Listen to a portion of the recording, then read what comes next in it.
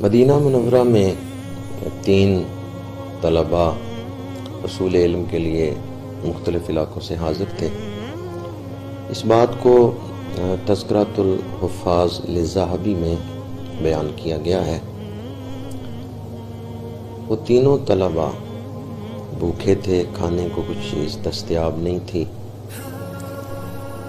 پہلے تو انہوں نے روزے رکھے، لیکن جب بے تاب ہو گئے، برداشت نہ کر سکے، تو سوچا چلو آج حضور کی دہلیز پہ جا کے صدا دیتے ہیں۔ وہ تینوں حضور کے دروازے پہ آئے، روضہ پاک کے سامنے کھڑے ہو کے انہوں نے صدا دی، یا رسول اللہ الجو، یا رسول اللہ الجو، یا رسول اللہ الجو۔ کچھ وقت وہ یہ صدا دیتے رہے۔ پھر ان میں سے 2 نے یہ کہا کہ چلو واپس قیام گاہ پہ چلتے ہیں۔ تو تیسرے نے کہا کہ میں تو یہاں ہی بیٹھوں گا، یا آج اس دروازے پہ موت آئے گی یا رزق آئے گا۔ وہ وہیں بیٹھے رہے۔ 2 طالب علم واپس اپنی قیام گاہ پہ چلے گئے۔ وہ قیام گاہ پہ جا کے بیٹھے ہیں کہ دروازے پہ دستک ہوئی، اور سادات مدینہ منورہ میں سے ایک بزرگ اپنے خادموں کے ساتھ آئے اور کچھ کھانا لے کے آئے، اور کہا میں گھر سویا ہوا تھا کہ خواب میں رسول اللہ صلی اللہ علیہ وآلہ وسلم کی زیارت ہوئی ہے، اور میرے آقا کریم صلی اللہ علیہ وآلہ وسلم نے فرمایا ہے کہ میرے مہمان آئے ہوئے ہیں، ان کو جا کے کھانا کھلا کے آؤ۔ تو میں تمہارے لیے کھانا لے کے آیا ہوں۔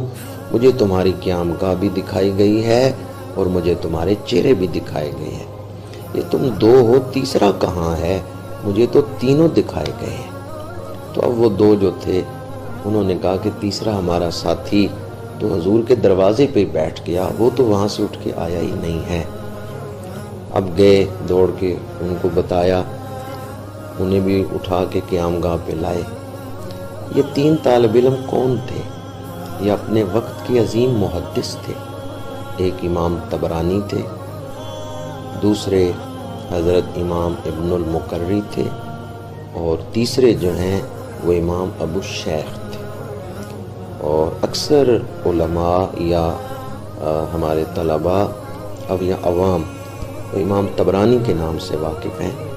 باقی 2 ہستیاں بھی عظیم المرتبت ہیں اور علماء ان کے نام سے بھی واقف ہیں۔